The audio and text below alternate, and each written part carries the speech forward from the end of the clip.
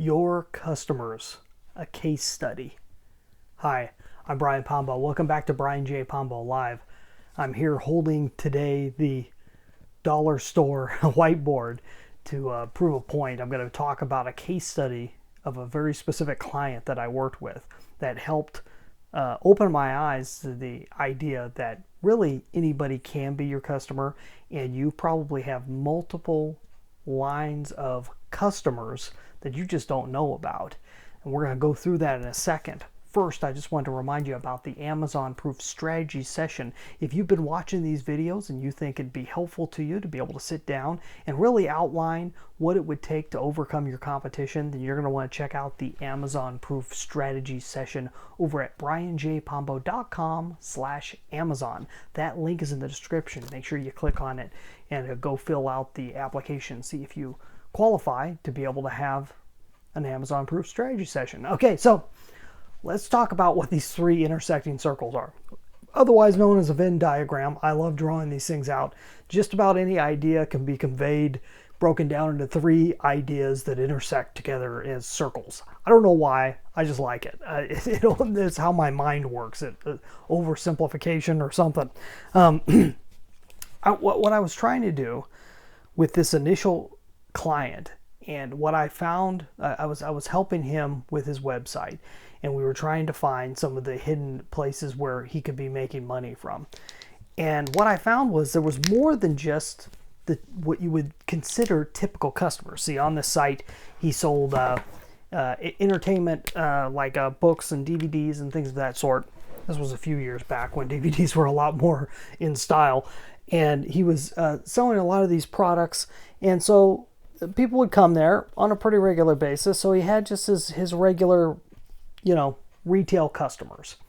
And it's the first people that you would think that you would have on an e-commerce site. But this wasn't just a straight e-commerce site. It also had the main draw to the site were articles. Articles and videos, mainly articles though. It was an article based, almost like a blog site, but with multiple writers. And all of these writers, a lot of them had their own books and so forth. So you had not only writers providing content directly for this site, which had a huge amount of draw. He actually had a huge amount of draw on Google and so forth. He was really getting a lot of attention with this website, and that's how he was bringing in new people to the site that would eventually purchase books and other things from there. But he had basically content providers.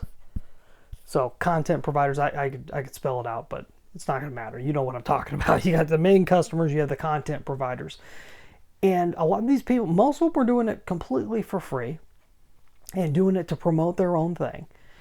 And I noticed that, and I said, so if you had more content coming on a regular basis, you'd only get more traffic, right? I mean, more content isn't going to hurt your website. No, but more content, bring in more people, which equals more customers. So that worked out great. And he had an email list made up of customers. So every time they had specials or new content, he was sending that out on a weekly basis or something.